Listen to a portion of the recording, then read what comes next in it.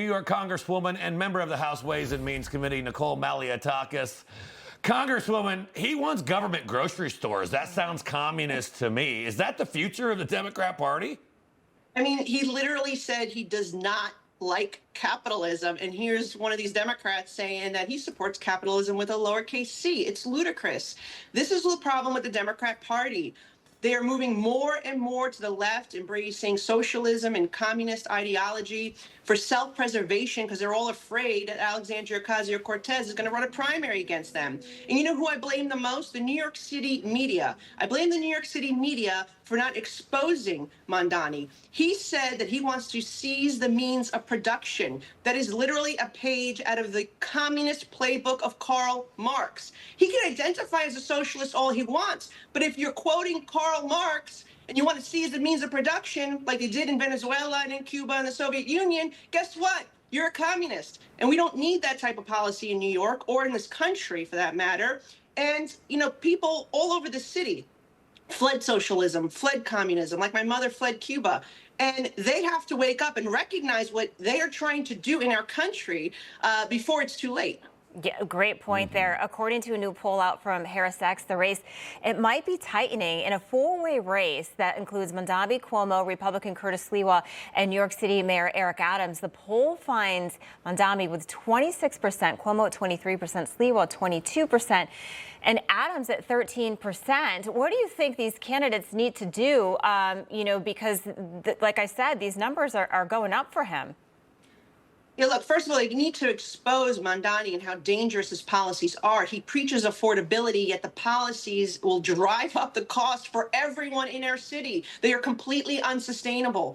That's number one. Number two, Curtis Sliwa has to differentiate himself from the other characters. The other ones, whether it's Cuomo, Adams, or Mamdani, are the reason why New York City is in the sad state that it is in right now. The reason why quality of life has deteriorated and taxes has gone up and the city's unaffordable and crime has surged and police are being driven out. Those three characters brought us these issues in New York City. Curtis has spent 4 decades as a public servant, but from his heart, not as an elected official, serving the people of New York. He started the Guardian Angels to focus on public safety. He has helped homeless and mentally ill transition off the streets. He has worked in our transit system.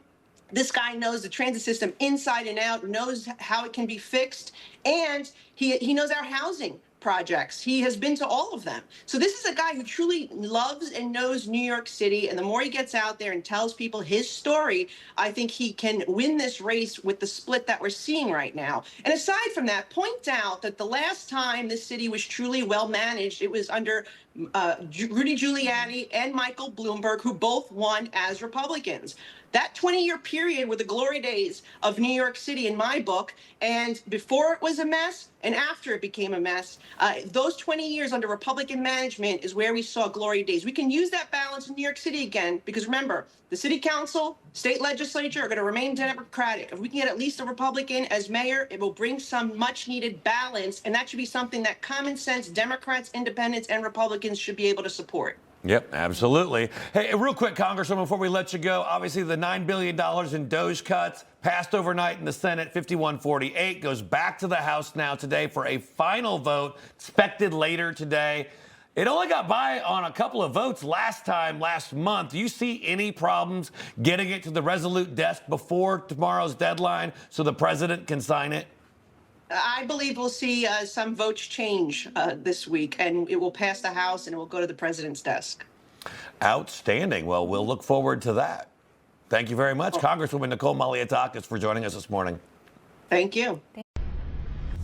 Information. Truth is freedom. Is Newsmax. It's real news for real people.